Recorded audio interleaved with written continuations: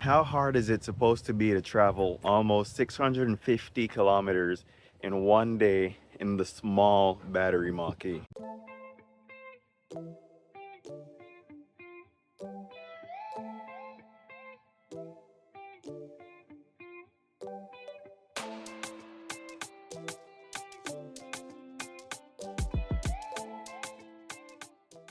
I was actually planning on using the orange units, which are 50 kilowatt on the flow charger. They're e-charge over here. But at this Irving big stop in Aulac, they have the newer 180 kilowatt units. So we are gonna have a charge on the ABBs. I was actually planning on using these later on, closer to Halifax, but let's have a whirl. All right. This first segment of the trip has been 122 kilometers. It's been an hour 40 minutes. Efficiency 21 kilowatt hours per 100 kilometers. I left at about 2 a.m. or so, so it's 3:20 a.m. now.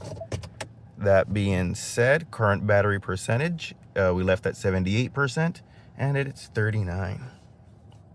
I've logged in on the app. Just gotta disconnect the charger. The hardest part with one hand is muscling this in, so I will put the camera down. Now that it's been connected, boom, charging has started. Or I hit confirm here, follow instructions on the payment terminal.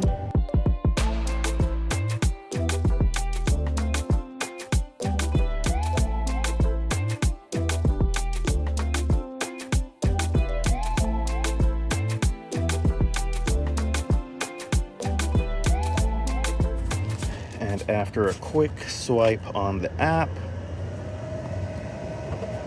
it starts up.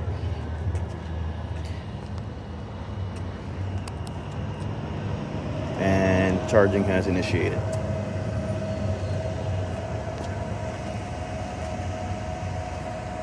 So connect to the car, swipe on the app, charging will initiate. And on the app, it's 45 cents versus using tap to charge is 50 cents per kilowatt hour. Even though it's a 180 kilowatt unit, at this car, I've found even during this time where it's about 5 degrees, it's colder than usual, but we're gonna go ahead and check the charging speed again for the next 10 minutes or so. And I expect it's gonna be nowhere more than 60 kilowatts, which would mean it would have made just as much sense, or potentially, to pay, actually I'm paying about the same per kilowatt hour. These are 30 cents per kilowatt hour. Versus over there I'm paying 45 cents per kilowatt hour for a slight boost in speed. So 30 cents per kilowatt hour if I came to the 50 kilowatt chargers. Over there at the 180 kilowatt chargers, I am paying closer to 45 cents per kilowatt. Expected, it's actually going to be more because the car is not pulling at the full 180 kilowatts. Therefore, cost per mile, it does sort of make sense to stick with the 50 kilowatts as I was planning to do. This is a trip where I left with 80%. I actually intended on leaving with 100. Scheduling, I was supposed to leave at 3, had to leave at 1. So the car was at 80%. It just means leaning on the DC fast charging network. But this Aulac station, I don't know if it's been covered. We've got the 180 kilowatt units here. We've got the 50 kilowatt units in the back. And there's a row of Tesla chargers as well. I'm sure the Tesla chargers know all about it, Tesla drivers. But if you don't drive a Tesla and you still have a CCS connector and you're worried about that, just like is happening in Quebec, I believe, next to the legacy chargers, they're putting the faster chargers. Depending on your travel style or what you're after, there would be no problem still plugging into the 150s. I initially planned on plugging into the 150s, and if I check this charge speed again on the car, look, 70 kilowatts, 67 kilowatts. That's what it's drawing. If the car is only going to draw 67 kilowatts, I might as well be at a 50 kilowatt charger and getting what's that, close to a 30% cheaper price for the same electricity. Yeah, what are your thoughts?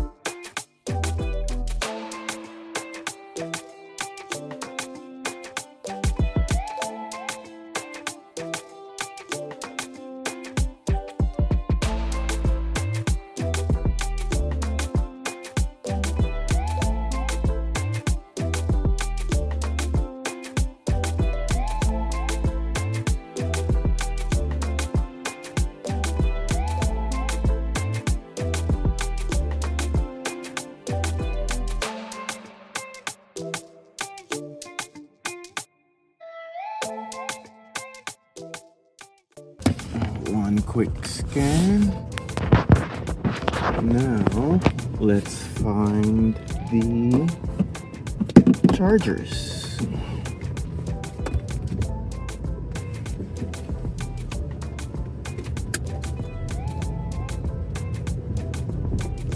Where are the chargers?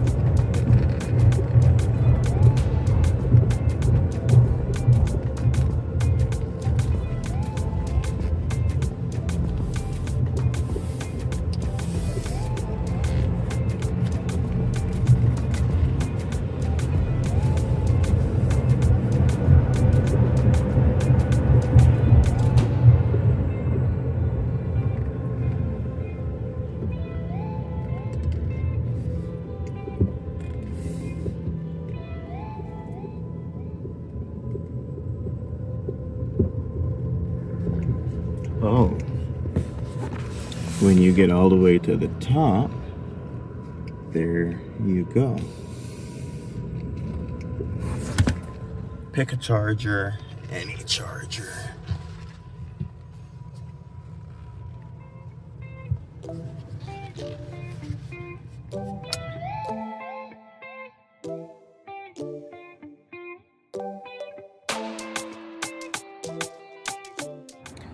All right, signed in.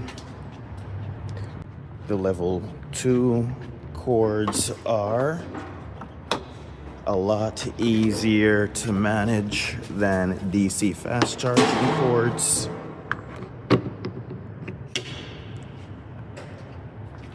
Plug in, I heard a click, blue light means charging. And we can see we are pulling 7 kilowatts. So at 7 kilowatts, this car will be fully charged within 8 hours. All right.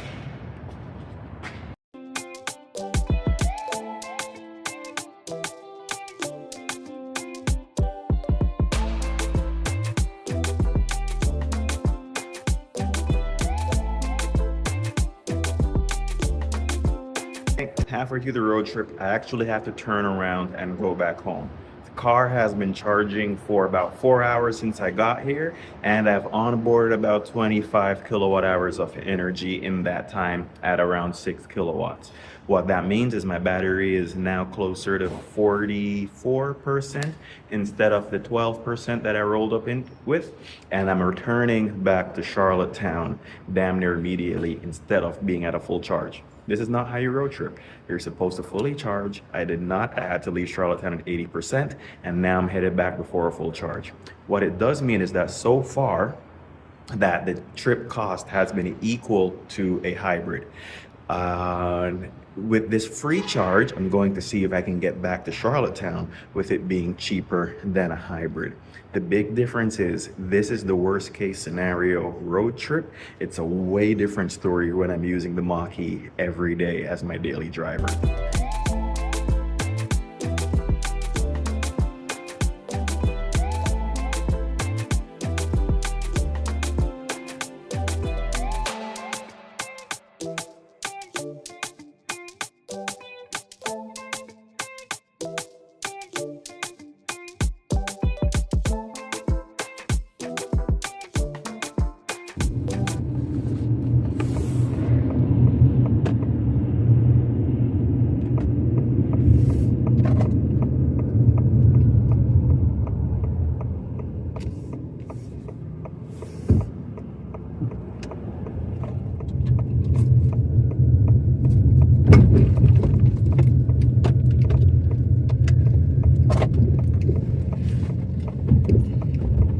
Interesting. There's a Tesla at the Irving charger. It must be cheaper to charge over here than at the supercharging station. Interesting.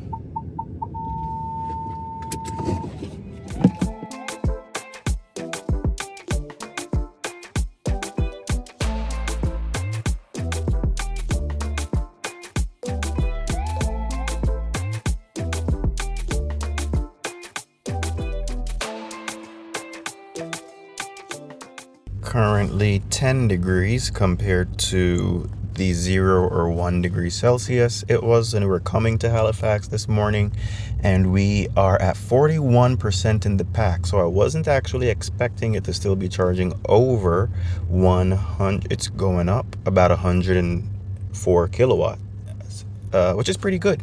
That's a pretty good performance. I will see how long it takes before it drops to 75 kilowatts. I assume that's going to be somewhere around when the battery is at 60%. And then, yeah, I'll plug it at 80 and I will charge at another charger on the way home. Currently, that means on this quick turnaround, I did have a half an hour, 20 minute to half an hour penalty on the way going. So far, it's looking like I'm going to have a 1 hour charging penalty on the way back home. Here we are at 45% and the battery is still charging up at 95 kilowatts or so. It's bouncing, still going up to 100 sometimes, but now that we're approaching 50%, I think it's going to taper down to, it's showing 95 now. I'll see when it hits its 75 kilowatt, that might be 65%. While we're at the charger, what I've done is remove the automatic charging stops, and that is showing me the deficit before getting to my destination.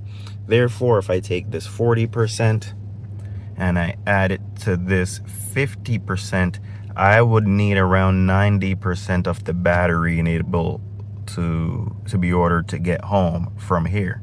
I want to unplug around 70-75%, and then I'll stop at the other the other Irving EV charger. We're going to add this charger, add stop, done.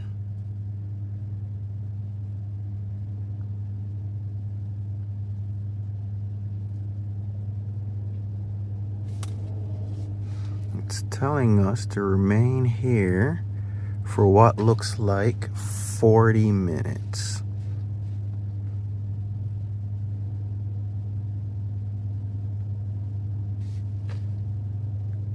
Is add a stop, and we are going to add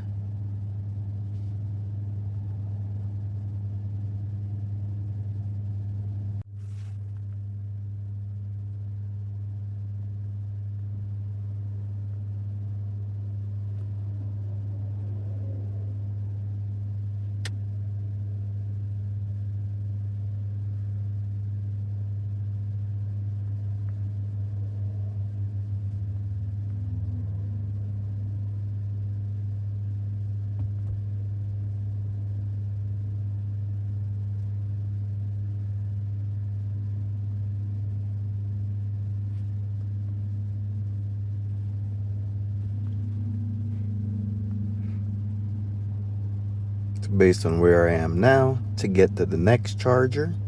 I still need 10 more percent, which will pretty much be 80%. And once I get close to 80, I'll have enough charge to get to the other Irving charger. Ooh, look at that update. Hey. Wicked. I think that means I can leave and continue to ride the curve at the other charger, since the charging rate here has fallen to 60 or 70. I don't know if we can pick that up on the screen, but it's now saying 70 kilowatt instead of the 90 or 100 it was pulling earlier. And given that I can make it to the other charger, I'm just going to go ahead and probably leave now. I'll charge there. All right, let's hit the road.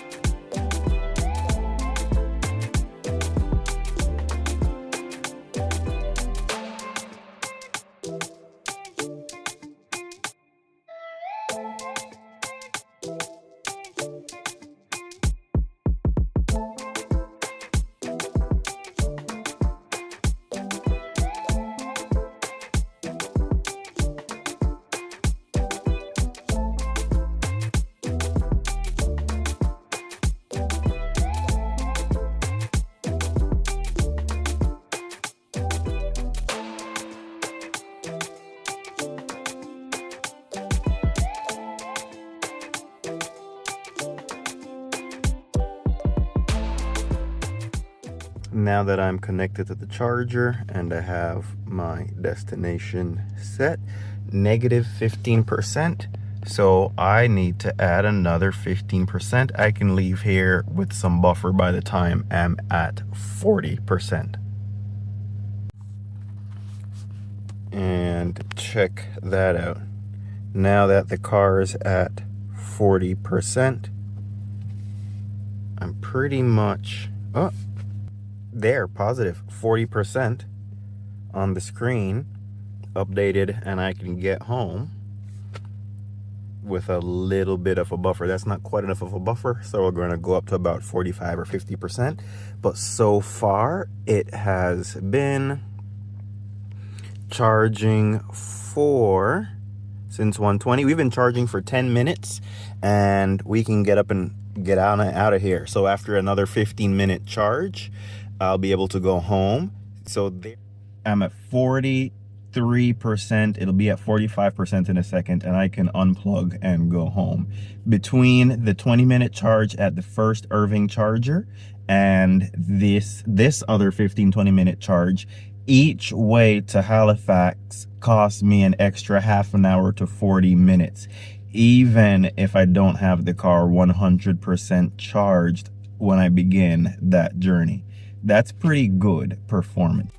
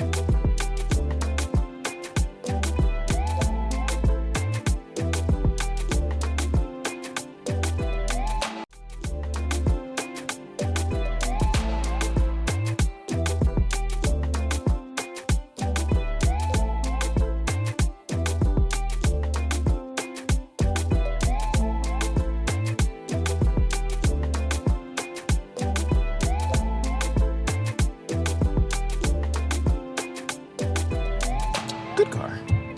Very good car.